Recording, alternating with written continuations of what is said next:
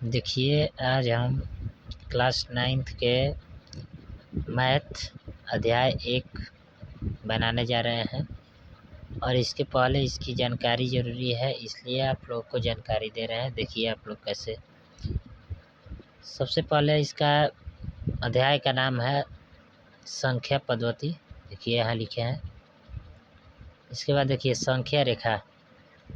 सबसे पहला टॉपिक है संख्या रेखा, ठीक है। तो देखिए संख्या रेखा किसे कहते हैं। संख्या रेखा यही कहलाती है।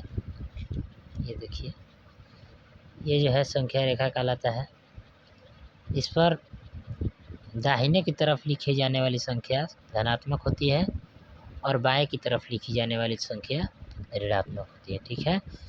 और बीच में ये शून्य है, यहाँ देखिए शून्य। इसके बाद इधर जाने वाली संख्या सब धनात्मक में होगी, प्लस में होगी, और इधर आने वाली संख्या बाएं की तरफ लिखी जाने वाली संख्या ऋणात्मक होगी और दाएं की तरफ लिखी जाने वाली संख्या धनात्मक होगी।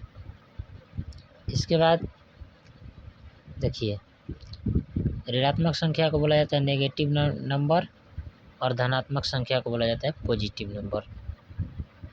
इसके बाद ये जो है प्राकृत संख्या। प्राकृत संख्या किसे कहते हैं, देखिए इसको नेचुरल नंबर बोला जाता है। प्राकृत संख्या को नेचुरल नंबर बोला जाता है। और 1 से अनंत तक की गिनी जाने वाली गिनती की संख्याओं को प्राकृत संख्या कहते हैं, ठीक है। देखिए प्राकृत संख्या कहते हैं। इसे n के रूप में दर्शाया जाता है, मतलब n से इसे प्रकट किया जाता है। जैसे गिनती गिने जाने वाली, देखिए 1 से लेकर 1 2 3 4 5 6 ऐसे ही अनंत तक सभी संख्याएं प्राकृत संख्या कहलाती है। इसके बाद होता है पूर्ण संख्या। देखिए पूर्ण संख्या, पूर्ण संख्या जो है इसे होल नंबर बोला जाता है।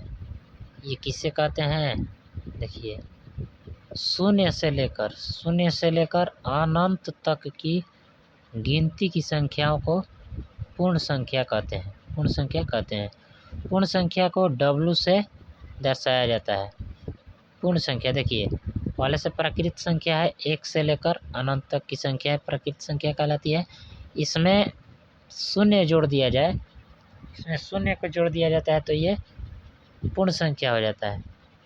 पूर्ण संख्याओं के साथ अब देखिए, अब जो है तीसरा है पूर्णांक संख्या। पूर्णांक संख्या को इंटेजर कहा जाता है। पूर्णांक संख्या किसे कहते हैं, देखिए पूर्णांक संख्या पूर्ण संख्याओं के साथ ऋणात्मक संख्याओं का संग्रह पूर्णांक संख्या कहलाता है। पूर्णांक संख्या को Z से दर्शाया जाता है। पूर्णांक संख्या देखिए यहाँ है, ये है प्राकृत संख्या और इसमें जोड़ दिया गया है शून्य, तो ये पूर्ण संख्या हो गया। और इसमें ऋणात्मक संख्याओं को जोड़ दिया गया -1 -2 -3 -4, तो ये पूर्णांक संख्या हो गया, ठीक है। चलिए अब आगे की जानकारी हम अगला वीडियो में देंगे।